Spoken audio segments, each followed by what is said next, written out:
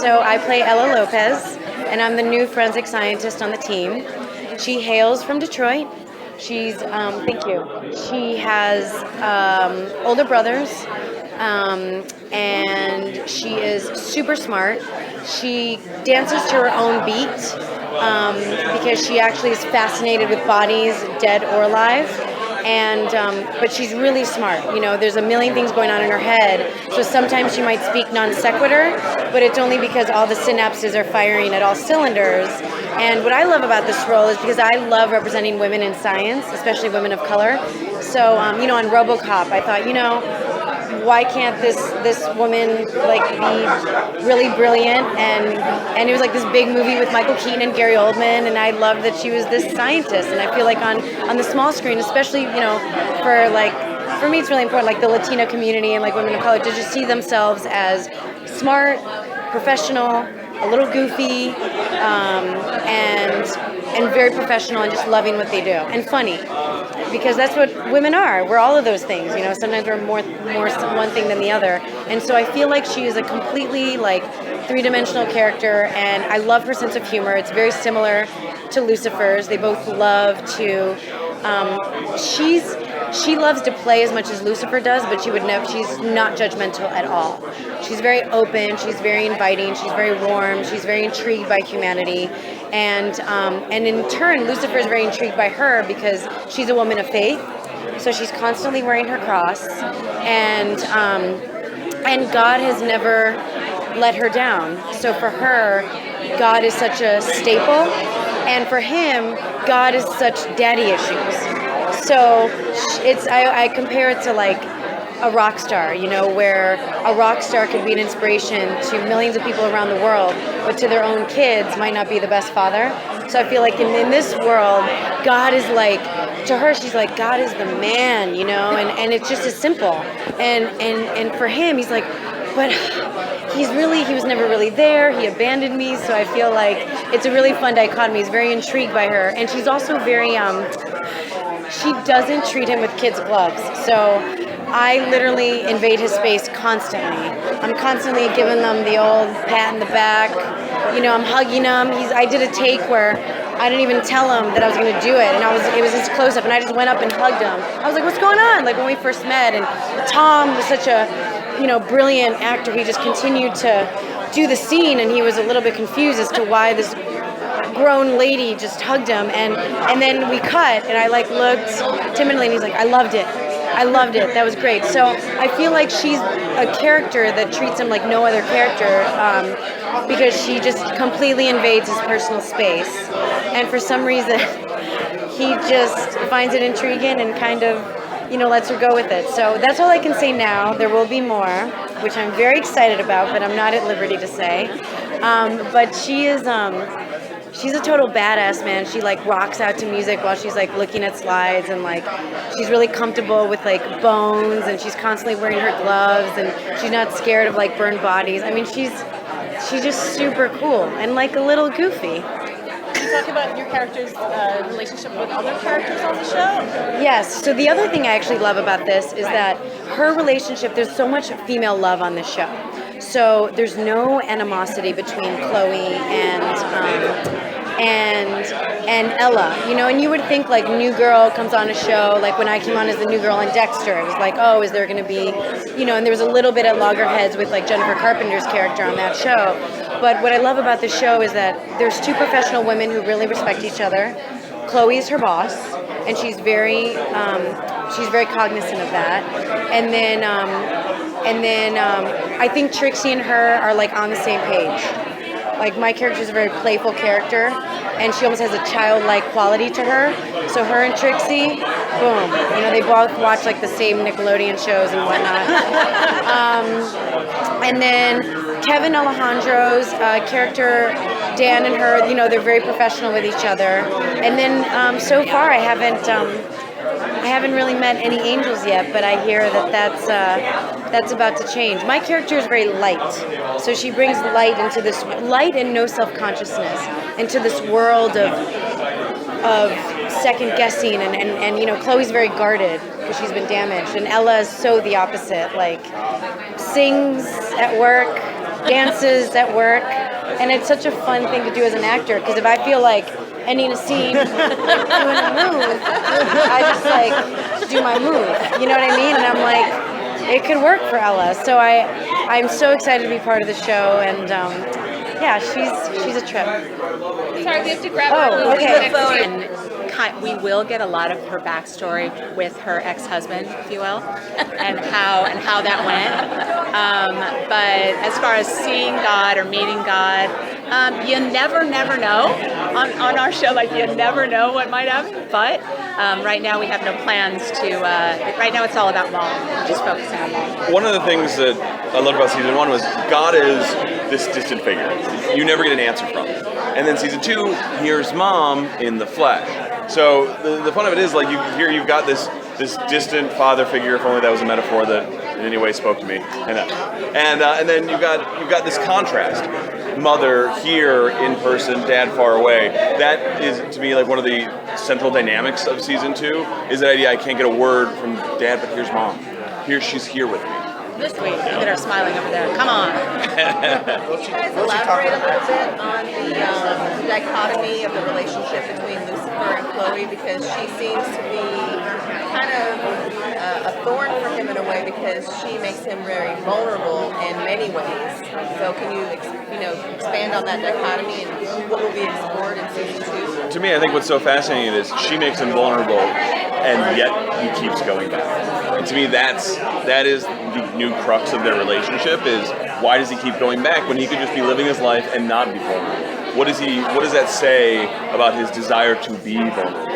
And that is, to me, what's so exciting, is less a thorn in his side almost, and more an opportunity to explore something he never has. He's sort of, it's a metaphor. He's learning about humanity, and I mean, what's better than being able to be vulnerable and still trust and feel comfortable, accepted, loved? And that's what we all want. We all want to be broken and still loved. And I think that's what she represents for him, like a safe place, like acceptance.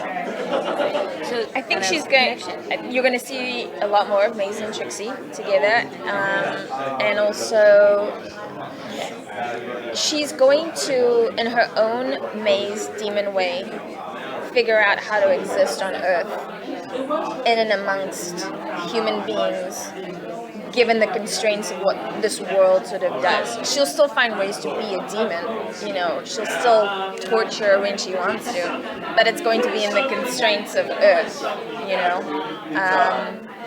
So, yes, you will. I mean, I think we started to allude to that in the first season. I've always thought of Mazikeen bearing the cross for the decisions that Lucifer made, because she always had to remind him, "You're the devil. I know what God is going to do. I know what your brother wants to do. I know the souls are escaping hell, or whatever's going on. Like, I know we're not fulfilling our role while you're playing with a detective that I clearly despise." And at the end of the first season, I probably found some respect for Chloe. I don't necessarily like her 100%, but I'm like, all right, I can see why he digs you. Speaking of the relationship between you and Chloe, obviously there was some contention because Chloe is taking Lucifer away from what you have always known, and so will we see an expansion on maybe of coming together with you two, or maybe even more separation? Maybe. I think you're going. Yes, there will I don't be. think Chloe knows that you don't like her that much. It doesn't seem quite obvious to her just yet. I think she just thinks I'm as loony as Lucifer. I mean, she still doesn't believe that, he's the devil, and she thinks I'm a ninja bartender. And I mean, what's cool about those two women is that they're so strong in different ways. And what the writers are doing is exploring the women on our show, like, in a really, like, positive way, which I think is, like, for a comic book show, and given the times of, politics, it's important. Yeah. Do you think Maze is as fearful of Lucifer's mother as Lucifer is? They have history. That's what I'll say. They have bad blood. So, Where would you like to see your character go this year, as far as character development? Because right now Maze is kind of in the background, but she's starting to come to the forefront, so especially towards the end of season 1. she's very much at the forefront this season, and what's cool about Maze is she can play in Lucifer's world, she can play in Trixie's world, she can play in Dr. Linda's world, she plays in Amenadiel's world, Dan's world. She's the one character that kind of like, apart from Lucifer, that goes, and we obviously have our main storyline and the thrust of like what our show is like for this season. But what the writers have done really brilliantly is have these B storylines with the supporting cast that are equally as important and support that main storyline. So you'll see a lot more of all the characters in the show. So we'll see Maze and Linda, because I kind of like they sort of had a budding friendship in season 1, so we'll see more of that. Oh yeah. What can you tease about that? I can't tease anything. Joe Henderson is standing right there, and he will. We want to know about Maze and Linda. Nope, nothing. I have to grab Lesley Ann. I'm sorry. Thank you, guys. You've had so many different roles, also in film and television. What was it about this particular role that drew you most to this particular character, or was there another character that you had auditioned for? No, this was it. I mean, I've been very fortunate in my career, very, very lucky, and I think the thing for me before I started this was I was taking a look at the things that I've done, and I felt that I was a little exhausted from playing guys constantly in suits and ties, because if you know anything about me, that's the farthest thing from my own personality. And I'm an outdoors kind of guy. I love the gym, I swim, I ride bikes.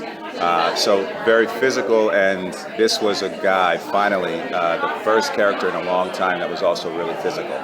And so that's what kind of drew me to him, and I loved his overly simplistic way of looking at life, which is not the way I look at life, but there was something exciting about the way that he chooses to exist in this plane. I think it's very unique, the situation, because you've come to LA to make sure that Lucifer gets back to hell, because that's the way things are supposed to be. And now things have been mixed up for you, and it seems like your character is starting to like that a little bit more, especially since you and Maze have found a little...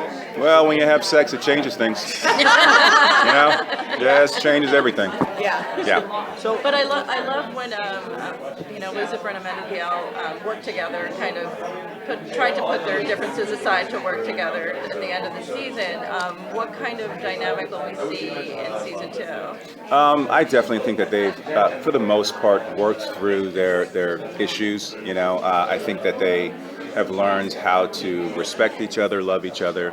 But like I keep telling people, there is that big brother, little brother dynamic always at play. And anyone that has, a big brother like I do, you're always going to be like, there's always that tension, but it's always based, in love, So I think that this season that they're really more teamed up and, both very afraid and worried about mom. Yeah, can you talk about your mother issues? I mean, fictional ones or real? I mean, What is this, a therapy session?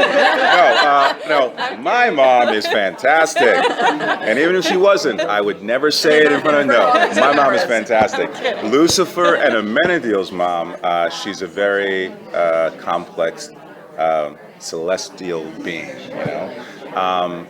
I think that Amenadiel has always been closer to his father. I think he's always been the good son, the son that always wants to get his father's approval, his father's respect. I think he's always loved his mother, but he was never close to her. So I think with her escaping hell, and now, there she is right now. You behaving yourself? No. Okay. No. And I think that gives him a chance now to see what that dynamic will be. No. So, other than family issues, which is the main focus I know of the show, is there anything that you'd like Amenadiel to do? You know, now that he's kind of being used to being on Earth, is there some adventure that you think he should go on? I love where they're taking the character. You know, I mean, I think there's so much room to play when you have this creature that's always been so stoic, so serious. Now he's finally starting to loosen up. And now you throw him on Earth in Los Angeles? Are you kidding me? You know, I mean, sex, drinking, just the world is open to him. And I would love to see him kind of surf through that and experience things. Maybe, yeah, maybe, why not? You know, just see him kind of explore everything, you know, like a 5-year-old, you know. It's exciting. Lucifer described to him that he thinks that you have now marching orders from God. We have to go find Mom. Yeah. How much do you think your character will be following orders versus developing more that independent thinking that he started to explore? I think that's what we're going to be seeing a lot more of, you know. I think Amenadiel has felt like, you know, for much of his existence that he has always followed order, you know, followed rules, always tried to do what Dad wanted him to do. And I think he's starting to realize that hasn't really gotten him as far as he thought it would get him, you know. So I think there's something going on with him where he's starting to feel like, you know, here Lucifer is. He breaks all the rules. He never does what Dad says. And for some reason, he's still Dad's favorite. So I think it's starting to dawn on Amenadiel that this is not fair, you know, and that maybe I need to kind of step outside and explore things myself, even if our father doesn't approve. Thank you. Thank you. Wow. If you would like to sing karaoke to it, that would be fantastic. In a really high voice? So I love the first season of Lucifer. I'm so glad it was picked up for season 2. Very excited about Mom coming into the picture. Can you tell us a little bit about the dynamic of your relationship and why Lucifer is terrified that you're coming back? Well, there's a lot of unfinished business between Lucifer and his mum, and that's one of the main reasons why there's this kind of ominous feeling about what Mum's going to do. But also the fact that, you know, that Mum's not the biggest fan of human beings, we realise. Yes, we figured that out early on. Yeah, we figured that out early, and so we find Lucifer and Amenadiel looking for Mum. You know, the second season picks up a couple of days after first season finishes. So we're straight in on the action, and we're on this search to find her. What we don't know is what she looks like, which is a bit of a sort of mystery for them, because she could be anybody. Tricia, how did you approach the character? I mean, they said you're going to play Lucifer's mom, so that seems very big. Yes. Luckily, I did get a good conversation with Ildy, who I think that has probably already met here, and she filled me in on a lot of Mom, and I was immediately I think I was giggling in her office, just going, yes, let me at it. You know, she's a lot more layered and a lot more rounded than what you're maybe necessarily expecting. But like, and with any relationship, you're going to have different elements, and with the different children, completely went off track. Say your question again. No, you were answering the question. I said, how did you approach trying to play such a large character? I did have a little bit of belly flop on set the first day, going, I'm this celestial being. Like, how do you play that? But in a human form and in a human body that she has a distaste for. So there's a lot of different elements, and that's been a real pleasure to play. There's heartfelt moments. I think humanizing the characters to a certain extent that was always my approach from the start as well. Was like, just take the weight off about, oh, you're playing the devil and all that, and just take it for what it is, and And I think by doing that, we've been able to tell our story and uncomplicate it in many ways and make it relatable to people. But her job is mother of Satan. I know, but take the weight off of that and just her job as mum. Yeah. She's mom. That's what I mean. Loves her sons, wants to be with them, wants what was taken from her, and which I can't tell you what it is yet. But so yes, she's maybe coming with some animosity or revenge or miscommunicated feelings. But at the end of the day, she's a mom that loves her sons. And who's your favorite? Oh! That's Yeah, who is your favourite? wink, wink. What's your dynamic between with Lucifer versus Amenadiel? There's definitely a different dynamic, and also from their perspective, they're. Amenadiel may have always kind of followed his father's thinking, and maybe he was more of a daddy's boy type thing. So there's that whole dynamic of going on. So and Amenadiel has also been here trying the whole first season, trying to get Lucifer to go back to hell, to his job, essentially. So Be your warden again. yes, exactly, be my warden again. So there is, in some ways, that relationship with Amenadiel may even be harder than with Lucifer. But you will find out. Yeah, there are nuanced differences between all of them, but I think that's great because that's how families are. You've got to be sensitive. Like with my kids, there's one that I know got me more sensitive about certain things, and one that likes to laugh about lots of things, and so you just you're spinning plates constantly as a parent. Right. And you'll discover things about them because mom is in the situation now. There'll be pieces of, maybe some vulnerabilities that Lucifer wouldn't normally have with somebody else. And we're not in our own environment. So that changes things as well. So Speaking of children, you and Trixie have a very Lucifer and Trixie have a very unique relationship. yes. She is so darn cute. Oh my God, she's ridiculous. But Yeah, Lucifer doesn't really. He's like, Lucifer's he doesn't not. want to like her. Lucifer's completely perplexed by children, because basically they represent purity, and he can't regress back that far and think that what it was like to be a child. I always thought of like they're a little bit like scary dogs for him.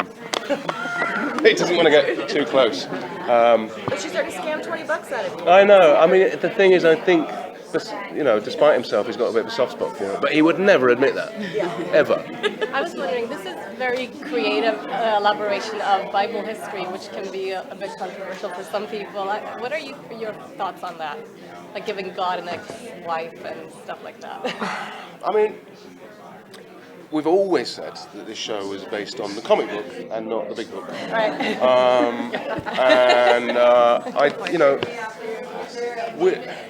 We're taking characters that people know and we're telling our story.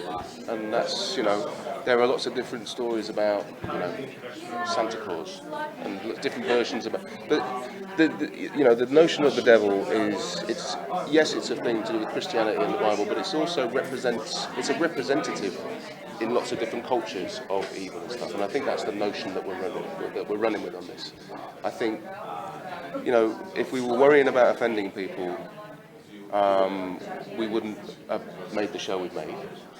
But I think that when people watch it, they're not that offended by it. And that's the nicest thing in this whole year of, since we started doing Lucifer, is when I get messages from Christians on Twitter and on social media saying, I'm a Christian, I watch your show and I love it.